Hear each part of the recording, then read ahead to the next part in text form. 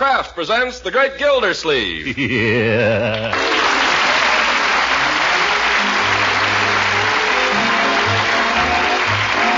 The Kraft Cheese Company, makers of Parquet margarine and a complete line of famous quality food products, presents Harold Perry as The Great Gildersleeve.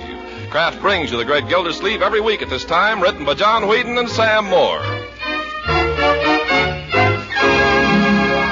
We'll hear from The Great Gildersleeve in just a moment. If you're taking the family on a picnic this Memorial Day, surprise them with a variety of tempting treats made with Pabstet, the delicious golden cheese food. Pabstet goes a long way toward satisfying hearty appetites because Pabstet is so delicious in so many appetizing ways. For example, blend a smooth, luscious Pabstet cheese sauce into a macaroni loaf or a molded cheese loaf or a molded vegetable ring. They're easy to prepare and delicious on an outing. Dates or prunes stuffed with Pabstet make another grand picnic treat. And, of course, it goes without saying that Pabstet is wonderful as a sandwich spread, rich in mellow cheddar cheese flavor. Remember, too, that Pabstet adds nourishing goodness, muscle-building proteins, food energy, milk minerals, and vitamin A. So head up your shopping list with Pabstet, the delicious golden cheese food. Don't forget, the name is Pabstet.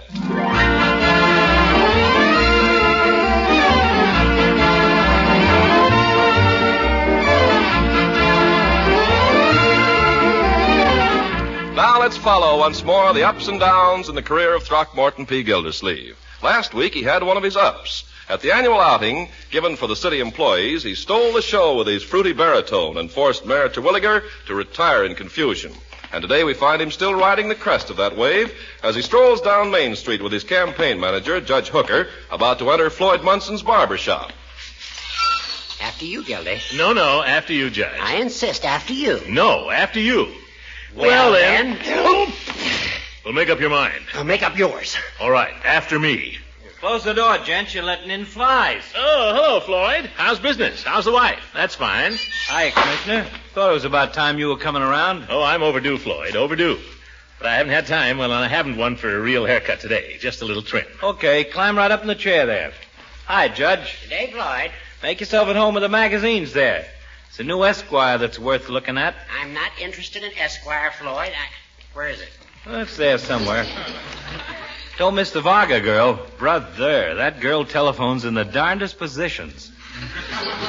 Well, how you been, Commissioner? Well, I can't complain, Floyd. Can't complain. I hear where you knocked him dead at the mayor's picnic the other day. Oh, hardly that, Floyd. Did you see what the indicator said about me? Yeah, I saw that. Judge, you've got the newspaper clipping there. Read it to Floyd. But I told you I read it. That's all right. Read it again, Judge. I like to hear it. Judge. Huh? What's that? Put down the Esquire and read us that clipping from the indicator again, will you? Oh, certainly. I got it right here. Read us the part about the ovation. This is from the indicator, Floyd. It's an editorial. I know. I read it. It says, at the recent annual outing of the city employees of Summerfield, Mr. Gildersleeve received an impressive ovation. How do you like that? An impressive ovation? Head down a little, Commissioner, please. Oh, yes. Listen, do you want me to read this or don't you? Oh, go ahead, Judge. Read it. Quiet, Floyd, quiet. Mr. Gildersleeve received an impressive ovation and proved himself a real vote-getter with a golden voice and a knack of swaying crowds. Not bad, eh, Floyd? A real vote-getter. Wait a minute. Listen to this. Behind this smart campaigning may be seen the guiding hand of his astute campaign manager, Judge Horace Hooker. Yeah, astute. We predict that between them, they'll give Mayor Terwilliger a real run for his money. Pretty swell write-up, eh, Floyd? Yes, it is, Commissioner. I only hope you're not going to forget your friends when you get up there in the mayor's office. Oh, don't worry, Floyd. Mayor Gildersleeve will know who his real friends are, Floyd. I'll see to that. What do you mean, Judge? I think you know what I mean. Why, I've been for Mr. Gildersleeve right along. You know that. Floyd, don't add perjury to your other sins. What? They're numerous enough already. Now, Judge. You got me all wrong, Judge. Why, only the other You're day... a Terwilliger man, and you know it. Floyd, is this true? Commissioner, I hope I may die tomorrow if I... Why, only the other day. Floyd. Well, sure, I cut the mayor's hair, sure. Business is business. I got to be polite to him, don't I? Perhaps. But you don't have to run his political errands for him. You don't have to be his stooge. Now, Judge, I think that's going a little far. Easy, Horace. Let's not be calling any harsh names. You can't blame a man just because he cut somebody's hair. Cutting hair is my business. Yeah, and you'd cut a throat just as quickly. Now, Horace. Put down that razor, Floyd. Let's straighten this out. Well, I think the judge owes me an apology. Apology for what? Now, I think Floyd sees which way the political wind is blowing, Judge. You're darn right I do. I feel sure he's going to vote the way his conscience tells him to. Aren't you, Floyd? You're darn right I am. Then why, may I ask, has he consistently refused to lend your campaign any assistance whatsoever? Judge, how can you say that? I've been for the commissioner here right along. Why, only the other day I we said... need office space for our headquarters. The floor above this shop is empty, and it would be ideal. Now, but every Judge... time that I've asked you to let us use it, you've hemmed and hawed and stalled around. Now, how about it? Yes, Floyd. How about it? Well, gosh, fellas, you put me in kind of a difficult position. How about it, Floyd? Well, voting for Mr. Gildersleeve is one thing, but having his headquarters right here in the shop... Gosh, I'm liable to lose some trade that way. Only the undesirable trade, Floyd. The time has come, Floyd, for every man to make his choice and declare himself. Is it yes or no? Well, all right. Fine, I knew you would, Floyd. Now, Judge, you get busy and see if you can rustle up some office furniture. I don't suppose there's any up there, Floyd. Oh, nothing but an old piano. Well, we need a couple of desks and some chairs and some files. Yeah, I'll get right on it, Gildy. I think I even know where I can borrow an electric fan. Great. I'll run home and see if I can round up some volunteer workers. Hey, let me up, Floyd. Yeah, but the haircut, I haven't finished, Commissioner. We'll call it done. Finish it some other time. Here, keep the change. Say, you don't let any moss grow, do you? Not me. Uh-oh, telephone. Yeah, I'll take it. Oh. Gildersleeve headquarters. She and I had a nice, quiet little business here.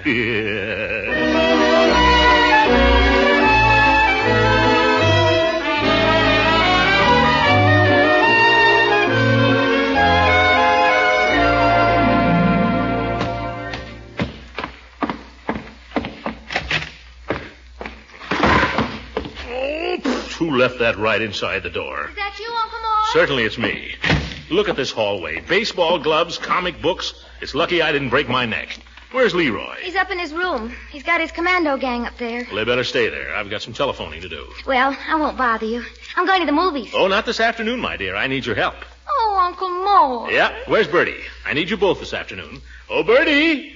Bertie! Oh, gosh, this always happens. You calling me, Mr. Gildersleeve? Yeah, Bertie? I thought I heard your golden voice. No, Bertie. That's what it said in the paper, Mr. Gildersleeve. Well, never mind that.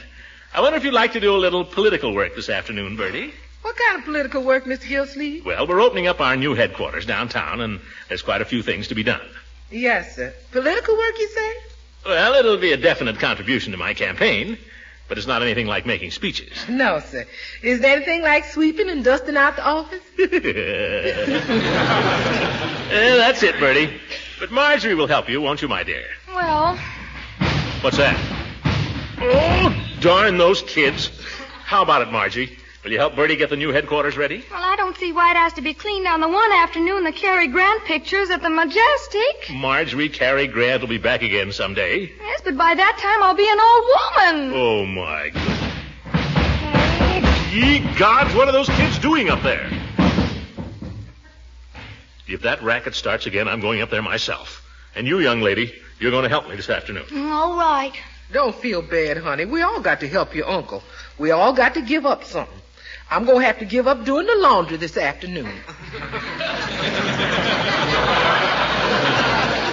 Yes, there you are, my dear. Bertie gives up her laundry. You give up Cary Grant. Cheer up. It'll all be over on June the 20th.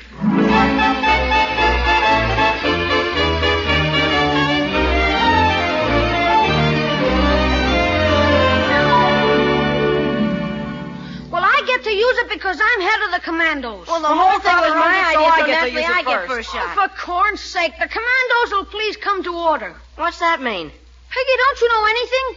Everybody knows what come to order means. Well, I don't. What does it mean, Leroy? It means shut up. Now come to order. Well, I don't see why you always have to be the boss. Who said you were the boss anyway? Do we have to go all over that again? Come to order. Okay. I bet there's a catch to it. There's no catch, Whitey. Gosh, don't you understand? We gotta be systematic. We gotta vote and decide this question. What question? What have we been arguing about for half an hour? If we just take a vote on it, the majority can decide. Well, for corn's sake, why didn't you say so? Okay, let's vote. Wait a minute. First, everybody gets a chance to speak. Me first. Why do you have to be first? What difference does that make? It doesn't make any difference who goes first. I'm offering to go first just to give you the idea. Okay, go ahead. Gosh. Okay. Fellow commandos, I believe I should be the first one to use the new flamethrower because I am head of the commandos, and so naturally I should go first. Who said you were the head? Piggy, that's all settled. Go ahead and make your speech. Why does he go next? What difference does it make? Leroy just told you it doesn't make any difference. Fellow commandos, I believe I should be the first to use the new flamethrower because it was my idea. I thought of the whole thing. I thank you. Very good, Piggy. Okay, Whitey, you're next. Well, I think I should get first shot because my father owns the blowtorch, and if I don't, I'll take it home. Hey, that's no fair!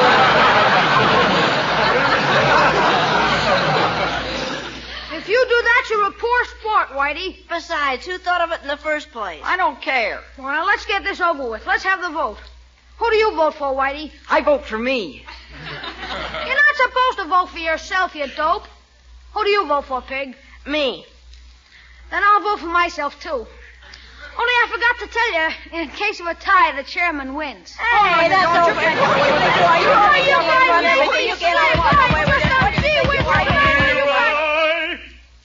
Now look what you did. Is that you, Unc?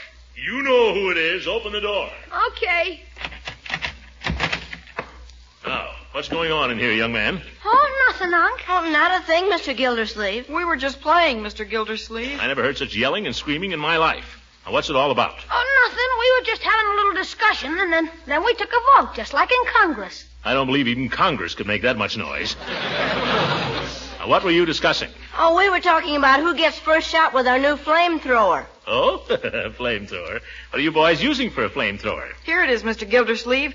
It isn't a flamethrower, really. It's just my father's blowtorch. Oh, well, blowtorch? Leroy, Piggy, all of you stand back. Get away from that thing. There's nothing to be afraid of, Unc. We carried it over here. We'll carry it right back. Is it loaded? Yeah, she's all ready to squirt. You want to take a shot, Mr. Gildersleeve? No, thank you. Now, I'll speak to whoever lets you have it. I can promise you that. Turn a bunch of kids loose with a red-hot blowtorch.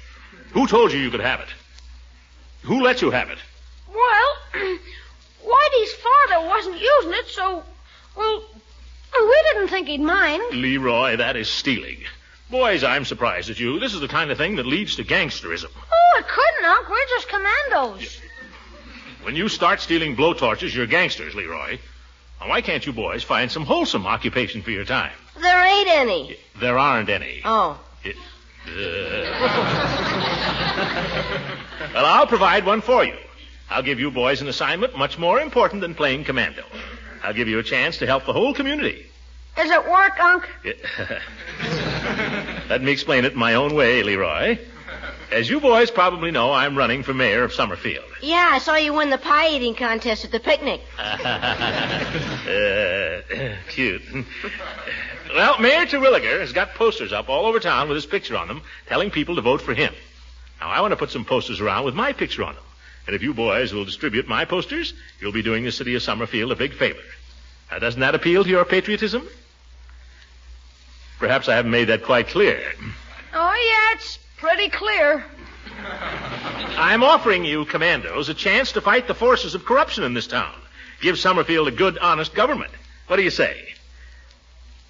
I forgot to mention, each commando gets 50 cents when the job is done. Oh,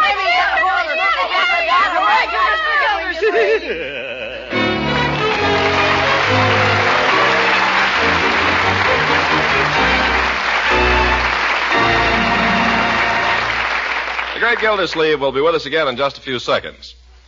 Of course, no one's wasting important leftovers these days. But do you know the trick of making leftovers not seem like leftovers at all? Well, it's easy with Pabstet, the delicious golden cheese food.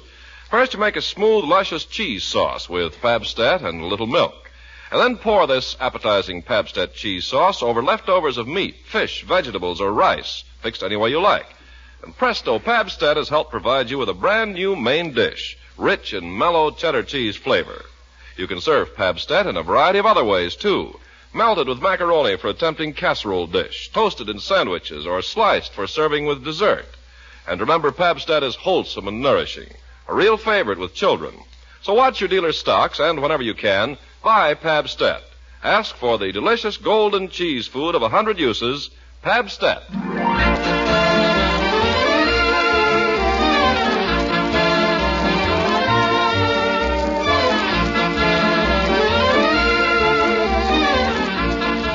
Now let's get back to the great Gildersleeve. An afternoon of hard work by everyone but the candidate himself has put his headquarters in pretty good shape. But there's just one difficulty. Nobody has come near the place. Gildersleeve, however, is leaving no stone unturned. He's keeping open in the evening, too. And we find him now coming back from supper to relieve his friend, Mr. Peavy. Well, Peavy, anything happen while I was out? No, Mr. Gildersleeve, nothing happened. At least nothing worth mentioning. In politics, Peavy, anything may be significant. Now, what happened and when? Well, about 5 minutes past 7, a mouse ran across the floor. A mouse, Peavy. I thought you might be passing up something important. Well, that's all that happened. I can show you his hole if you think it's worth following up. Let it go, Peavy, let it go. I can't understand why more people don't drop in here. Aren't there any politicians in this town? Don't the voters want to be informed? Well, here comes somebody. Maybe a voter. Good evening, candidate. Hi, Peavy. It's only Hooker. Darn it, Judge, we haven't had a customer here all day. Yeah, things have been pretty quiet. Well, give yourself a little time, boys. Takes a while to get things rolling. Did you get the posters out, Gildy? Yeah, Leroy and some of his little friends took them out this afternoon. They were very enthusiastic. Fine. Oh, I had a call from Mrs. Pettibone at the Woman's Club. She wanted you to sing for them next week. I'm too busy to be going around singing, Judge. That's what I told her. It must be terrible to be so popular, Gildy, especially with the women. Anyway, those women aren't women. No women are women when you get a bunch of them together. Well, no, I wouldn't say that. I saw a group of young ladies in the trolley car this afternoon. Lovely. Peavy, what's come over you? I don't know, but I rode 2 blocks past my store.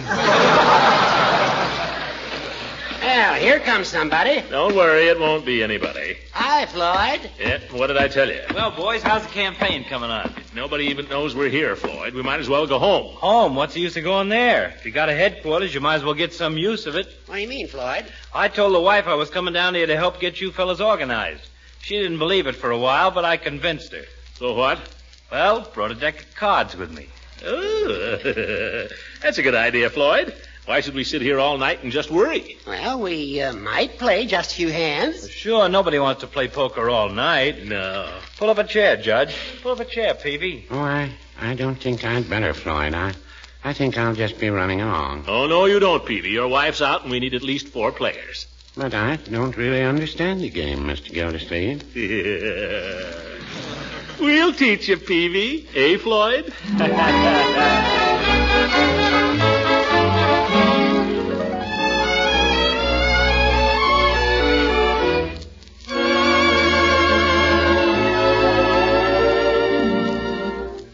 Well, I'll call. What do you got this time, Peavy? Well, it really doesn't amount to much. All I've got is 3 queens. And then these 2 8s. Well, I'm licked. Telephone. You take it, Judge. Another hand, boys. Yeah, deal faster. I'll never get even. Gildersleeve headquarters. I'm sorry, Mr. Gildersleeve is very busy right now. This is campaign manager. Could I give him a message? Must be long distance the way the judge is shouting. Yeah? Yes? In just a minute, I'll ask him. It's the president of the Kiwanis Club, Gildy. They're giving a smoker Friday night, and they want to know if you'll be the guest of honor. Oh, tell him I'd be only too happy. I suppose they'll want me to say a few words. Mr. Gildersleeve says that he'd be only too happy to say a few words. Ask him what topic they'd like me to speak on, Judge. Oh, I see. Just a minute. They don't want you to speak, Gildy. They want you to sing. Sing? What is this? I'm a busy man, Judge. I'm trying to run a campaign. Tell him certainly not. I'm sorry, Mr. Gildersleeve is extremely busy with his campaigning these days, and he... What's that? $800. Dollars? Hold the wire.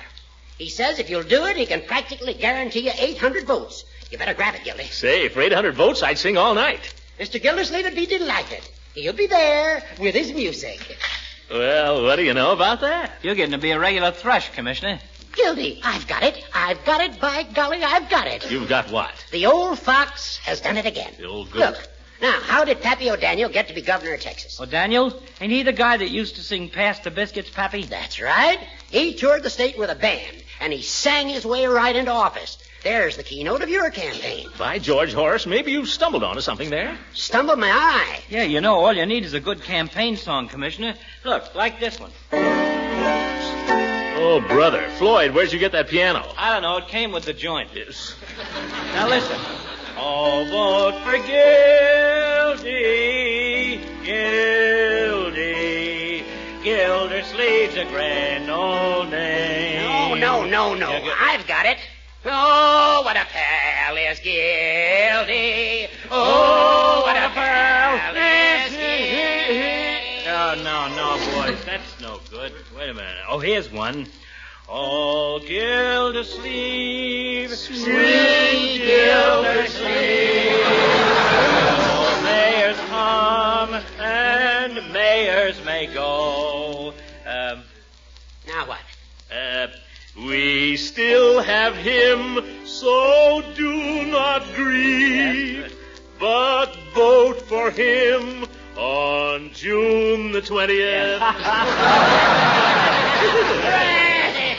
Hey, fellas, this is kind of fun. Yeah, let's sing it again. Hey, Peavy, how's to run down the block and bring up a couple of bottles of Coca-Cola? What do you say? Huh? Ready? Oh, Gildersleeve, sweet Gildersleeve.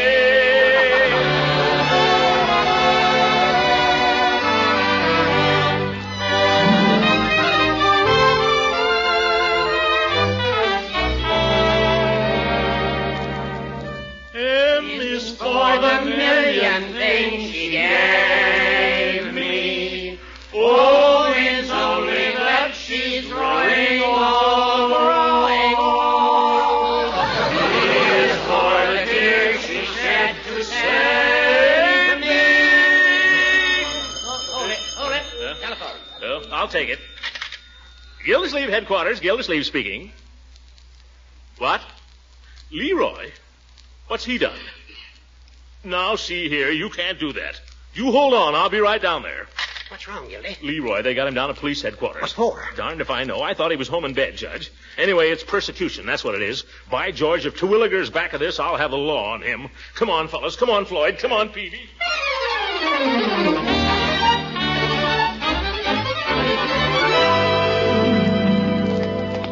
Yes, sir. I'll tell this two-for-a-nickel stooge of Mayor Terwilliger's. That's right. You tell him, Commissioner. Now, you fellas had better let me handle this. Terwilliger can't push me around, and he can't push my family around either. Gildy, for heaven's sake, be tactful. Tactful. You're an appeaser, you old goat. Quiet. Now, I think that we should leave Floyd and Peavy outside here. Okay. If you need any help, Commissioner, just holler. Unc, don't let him put me in jail. I want to go home. Don't worry, Leroy. Now, see here, Chief. I'm not going to stand for this. Gildy, please. You can't push me around just because Terwilliger is mayor. And if I... Now, wait a minute, Commissioner. Nobody's pushing anybody around yet. So let's not start anything, shall we? That's what I've been telling him, Chief. Shut up, Gildersleeve, and let me represent Leroy. Well, he's my nephew, and Shut up. Give me a cigar. Cigar? Here. Thank you. Have a cigar, Chief.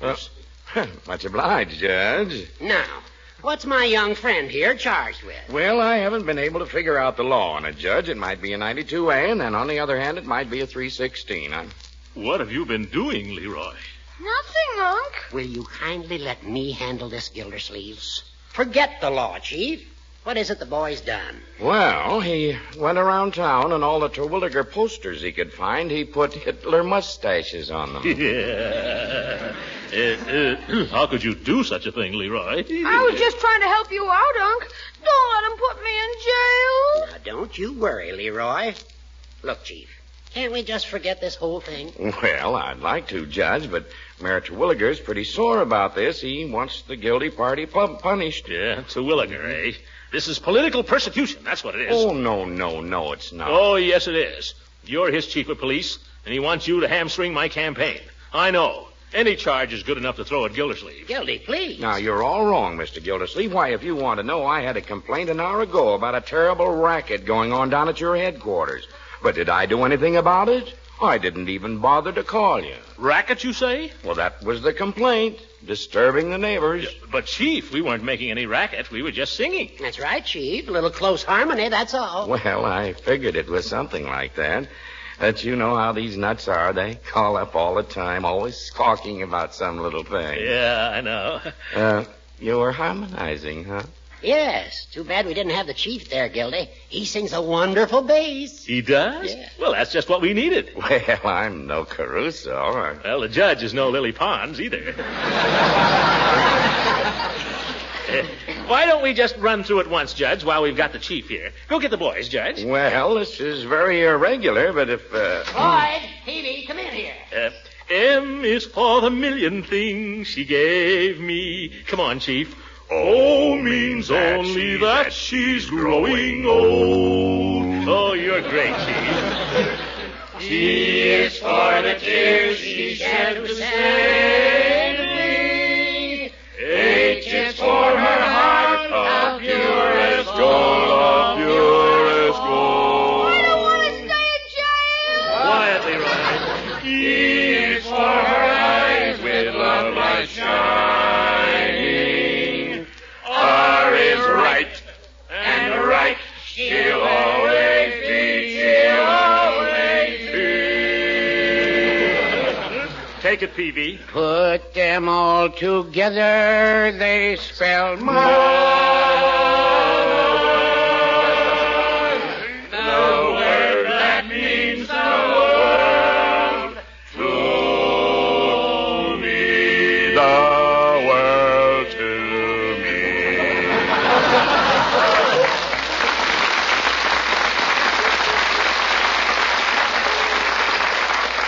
Say, that was wonderful, Chief. You were great. well, we were all good. I think we could do even better. Hey, Unc! Leroy, what are you doing up? It's way past your bedtime. We better send the boy home, eh, Chief? Well, it would be a little irregular, but if the judge is willing to close one eye, I'll close the other. Run along home, Leroy. I'll close the judge's eye. All right, fellas, all together. M is for the million things she gave me. O means only that she's growing old, she's growing old.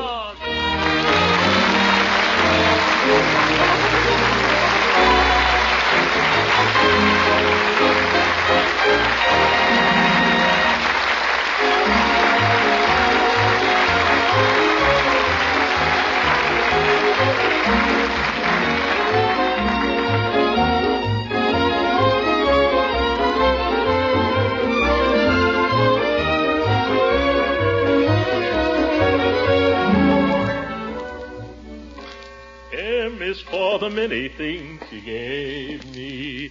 O means oh, it's awfully late. Better look in and see if Leroy got home all right. Look at him lying there, sleeping so peacefully. Cute little fella. All the cares of the day forgotten. Never a thought for the morrow. Fine boy. I holler at him a lot. But if you only knew, I love every hair on his cunning little head.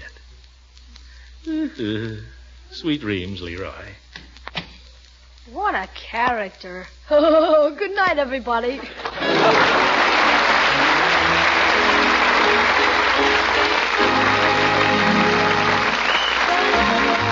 Music on this program is directed by Claude Sweeten. This is Ken Carpenter speaking to the Kraft Cheese Company, makers of Parquet margarine and a complete line of famous quality food products. Kraft invites you to listen again next week for the further adventures of the great Gildersleeve.